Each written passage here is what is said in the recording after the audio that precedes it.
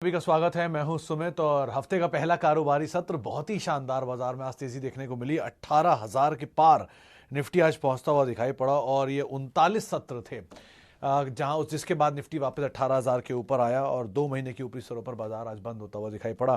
15 नवंबर इससे पहले था जबकि निफ्टी ने 18,000 के ऊपर ही क्लोजिंग दी थी और आज वापस निफ्टी 18,000 के ऊपर पहुंचता हुआ दिखाई पड़ा। बैंक निफ्टी 17 नवंबर के बाद आज 38,000 के पार बंद होता हुआ दिखाई पड़ा। एक अच्छी तेजी वहां भी बनते हुए दिखाई पड़ रही थी। बीएससी के सभी सेक्टर्स में खरीदारी थी। हालांकि तेजी आगे पीछे जरूर है, कुछ में बहुत बढ़िया तेजी थी, कुछ में थोड़ी कम थी। आज बैंक्स में तेजी थी। पीएसयू बैंकिंग बास्केट तेजी में कामकाज कर रहा था। ऑटो सेक्टर्स के अंदर खरीदारी बनते हुए दिखाई पड़ रही थी। इसके अलावा आज आईटी में सेलेक्टिव आईटी स्टॉक्स थे जो कि तेजी के साथ कामकाज करते हुए दिख रहे थे। पावर इंडेक्स में आज खरीदारी देखने को मिल रही थी। मिड कैप में तेजी थी। स्मॉल कैप इंडेक्स करीब करीब 1% ऊपर कामकाज कर रहा था। इनफैक्ट आप इस तरह से इसकी इंटेंसिटी देख लीजिए, करीब करीब 990 ऐसे शेयर थे जो कि अपर सर्किट पे बंद हुए। 2400 के आसपास शेयर हैं जो कि एडवांस में हैं और 1100 के आसपास शेयर हैं जो कि डिक्लाइंस में अंदर कामकाज करते हुए दिखाई पड़ रहे हैं। तो चौतरफा खरीदारी इंडेक्स में आज देखने को मिल रही थी।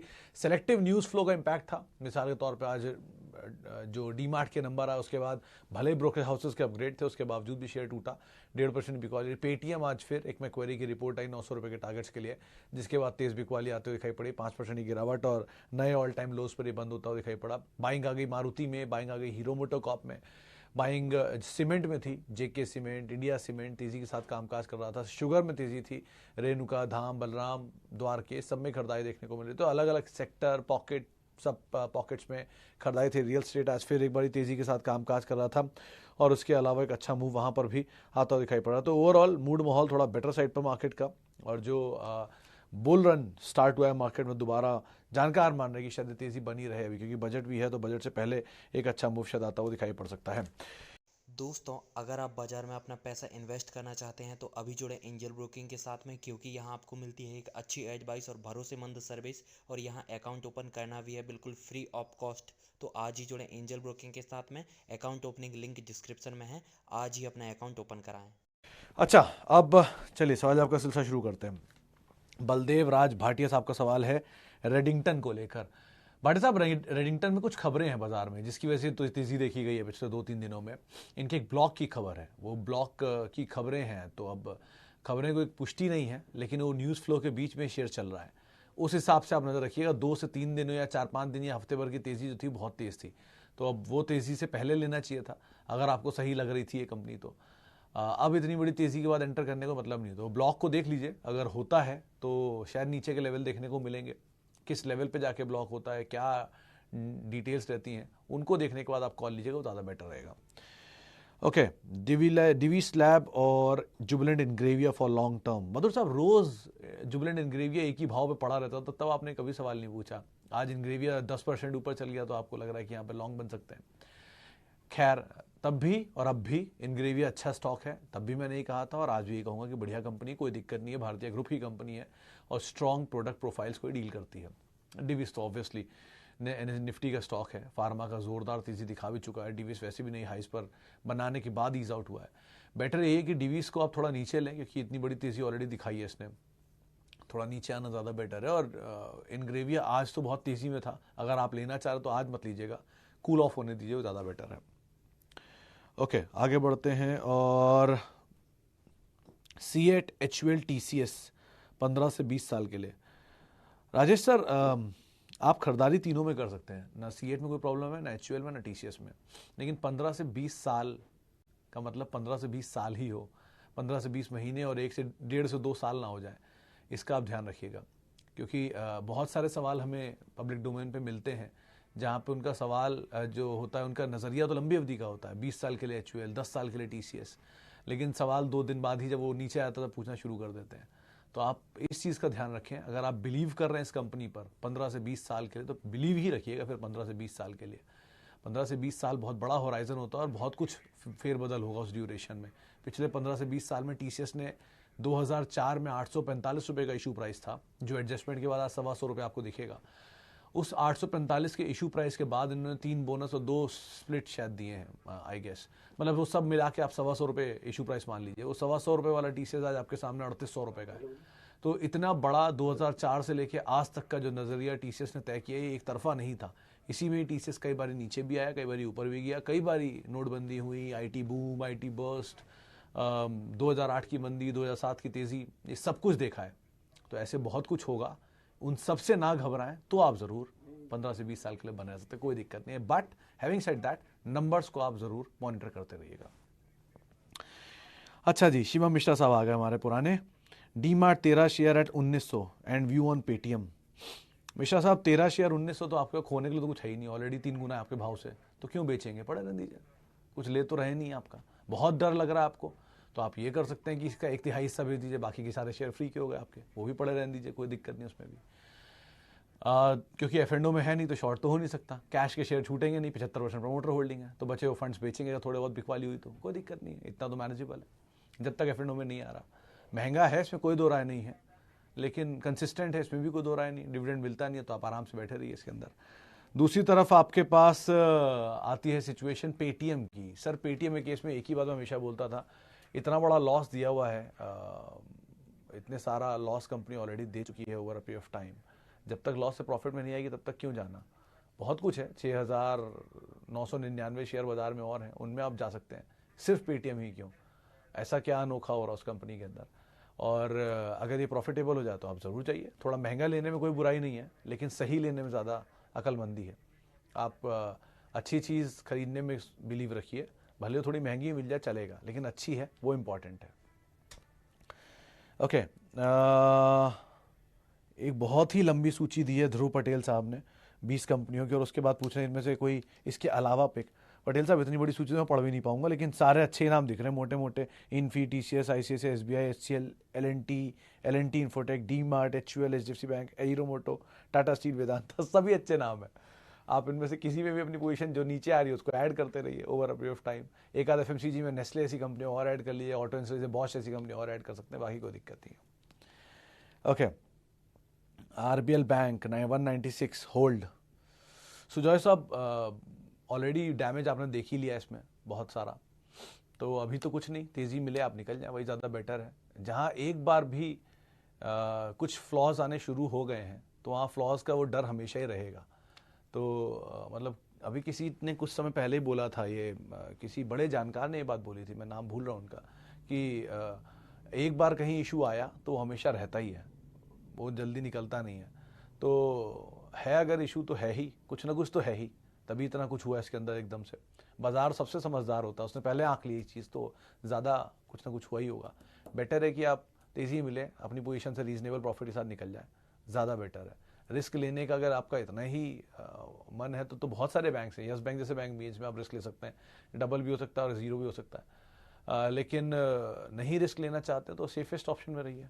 ये चीज़ का ध्यान रखिएगा कि जो शेयर एक तरफा चल रहे हैं उन सबको घूमना है।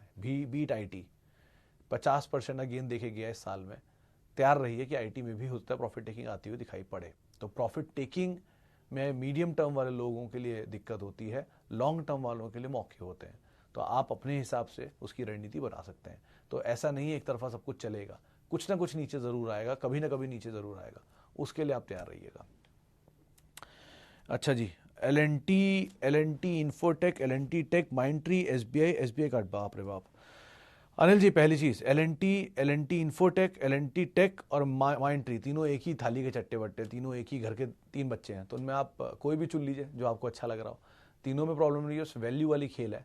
आपके पास अगर इनके शेयर हैं तो आप अपने भाव से आइडेंटिफाई कर लीजिए, जो सबसे ज़्यादा टूटे उसको थोड़ा थोड़ा ऐड कर सकते हैं। लेकिन हैविंग सेड दैट, ये ध्यान रखिए कि तीनों बहुत चले हैं, एक तरफा चले हैं और थोड़ा नीचे आना डिजर्व करते हैं, अगर सही है तो। रीजनेबल करेक्शन एक स्टॉक में एक बड़ी तेज़ी के बाद आना लाजमी है, और वो आता है तो वो हेल्दी साइन होता है, तो आप उस साइन का वेट करें, कभी ना कभी करेक्शन आएगा तब ऐड करिए, ज़्यादा बेटर है। और एसबीआई कार्ड में ऑब्वियसली ज़्यादा पेरेंट के साथ जाएंगे ना, एसबीआई कार्ड के साथ क्यों जाएंगे, जब आपको एसबीआई मिल रहा है तो एसबीआई ले लीजिए, ज़्यादा बेटर है। उसका सारा स्टेक तो एसबीआई में ही जाकर मर्ज होना एंड ऑफ द डे, वो ज़्यादा बेटर नहीं है। Okay, what is exactly changed in management of Indiabulls real estate. Madhur साहब, अगर आप ट्रैक करते हो तो एक एम्बेसी करके कंपनी है, उन्होंने इंडिया बुल्स के अंदर स्टेक खरीदा है, और एम्बेसी का 12 फरवरी को एक बोर्ड मीटिंग जो इंडिया बुल्स की होगी नंबर्स की, उसी के साथ ही यहाँ पे डेवलपमेंट आएगा कि इनका नेम कंपनी का मैनेजमेंट पूरी तरह चेंज होगा। जो पुरानी मैनेजमेंट थी उसको बाजार मानता था कि इसको बदल जाना चाहिए, और वो बदलाव कंपनी के लिए अच्छा ट्रिगर होगा, और वो हुआ, बदलाव भी आ गया और मैनेजमेंट भी चेंज हो गया। तो मैनेजमेंट का चेंज कंपनी पॉजिटिवली ले रही है। पुराने मैनेजमेंट का जाना, इंडिया बुल्स रियल एस्टेट नहीं, इंडिया बुल्स हाउसिंग के लिए बेटर माना जा रहा है, जानकार मान रहे हैं। तो आप उन दोनों में इस लिहाज से ट्रिगर ले सकते हैं, और जैसे जैसे चेंज होगा मैनेजमेंट, सोच बदलेगी, कार्यशैली बदलेगी, कार्यशैली बदलेगी तो नंबर्स बदलेंगे, नंबर्स बदलेंगे तो बाजार पॉजिटिवली लेगा, ट्रिगर्स दबाएंगे, ईपीएस इंप्रूव होगी एंड अपग्रेड्स आएंगे, सिचुएशन बदलती चली जाएगी।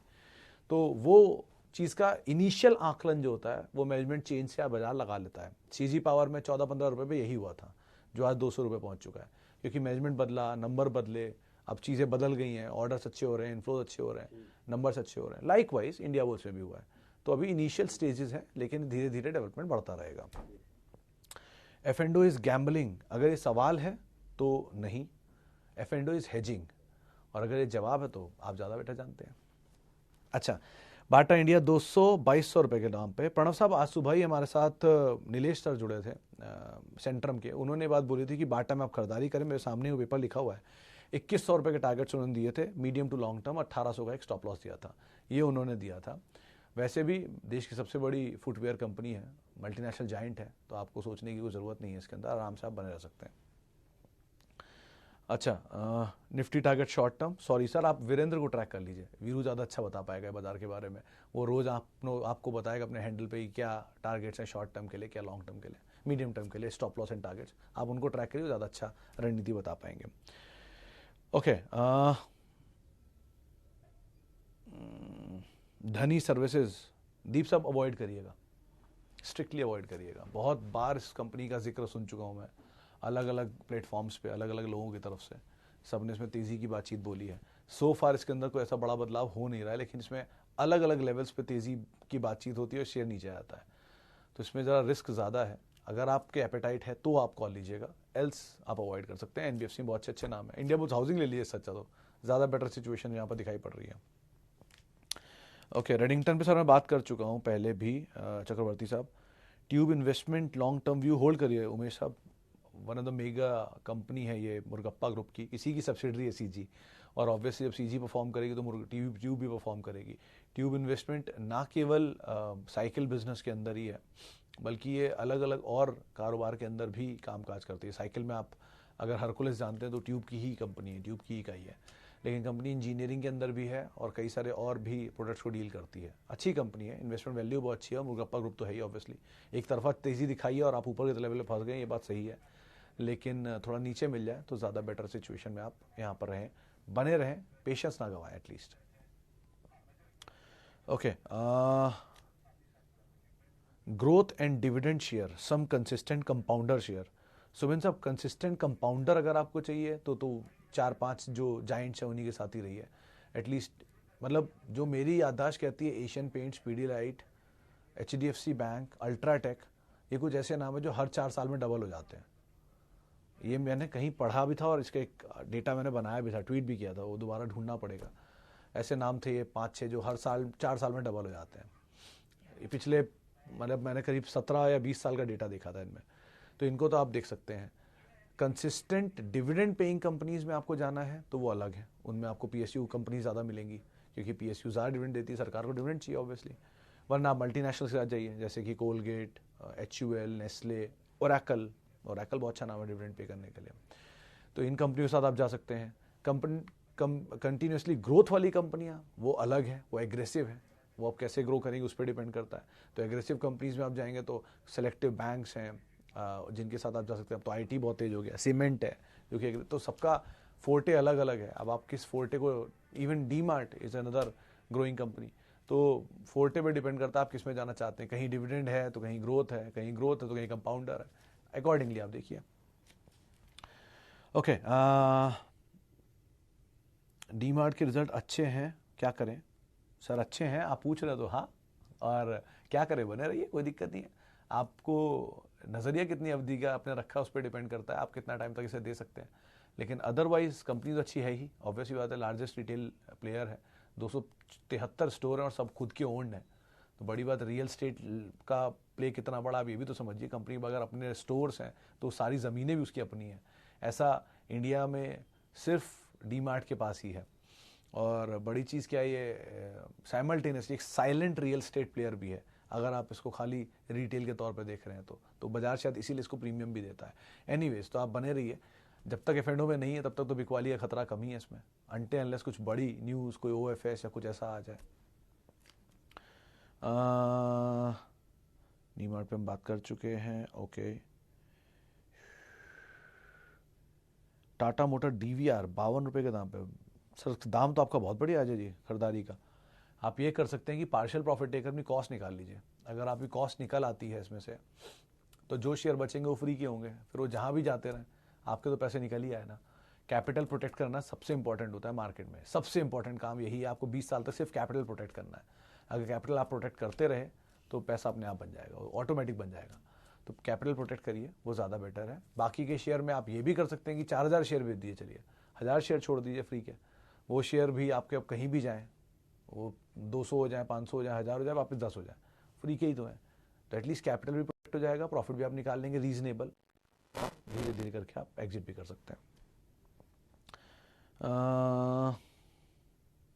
अनिल जी, अगर आप 8 महीने से अमर राजा में हैं और लॉस देख रहे हैं और आपको पैसे की ज़रूरत नहीं है तो क्यों निकलना चाह रहे हैं? बने रहिए, आपका ही पैसा है। कंपनी ख़राब नहीं है, वो थोड़ा प्लांट को लेकर प्रॉब्लम चल रहा है इनका दक्षिण भारत में, वो अप्रूवल आ जाएगा तो ठीक हो जाएगा सब सिचुएशन। तो उस पर आप नज़र रखिए, नंबर्स पे नज़र रखिए, चीज़ें इंप्रूव हो रही हैं तो बने रहिए, नहीं हो रही हैं तो फिर निकल भी सकते हैं। लेकिन एज ऑफ नाउ जब 8 महीने देख लिया तो थोड़ा और देख लिया। वर्स्ट टाइम तो शायद देख ही चुका है ना, 52 की लोग हिट करके ही वापस ऊपर आ रहा है। तो जब वर्स्ट देख लिया तो अब थोड़ा और समय दे दीजिए। मेरा कितने साल का एक्सपीरियंस है मार्केट में सर, मतलब टीसीएस का आईपीओ मेरे सामने आया था तो आप अंदाजा लगा लिए, Maruti, TCS, NTPC, ICICI, OFS, ये सब मेरे सामने ही थे। तो लगा लीजिए 2002-3 से होगा रफली। ओके, चलिए फिलहाल अब इतने ही सवालों को मैं शामिल कर पाऊंगा। माफ़ी उन सभी लोगों से जिनसे हम बातचीत नहीं कर पाए। बहुत बहुत शुक्रिया उन सभी लोगों का जिन्होंने हमसे सवाल पूछे। और आप मेरे साथ जुड़ सकते हैं कल फिर इसी समय पर, यहीं पर ही। और तब तक के लिए @सुमित रिसर्च मेरा ट्विटर हैंडल है। तेज़ी में है बाजार, स्टॉप लॉस लगा के स्ट्रिक्टली तब आप मार्केट में ट्रेड करिएगा एटलीस्ट, और कैपिटल प्रोटेक्ट करिए, सबसे बड़ी चीज़ है। नमस्कार।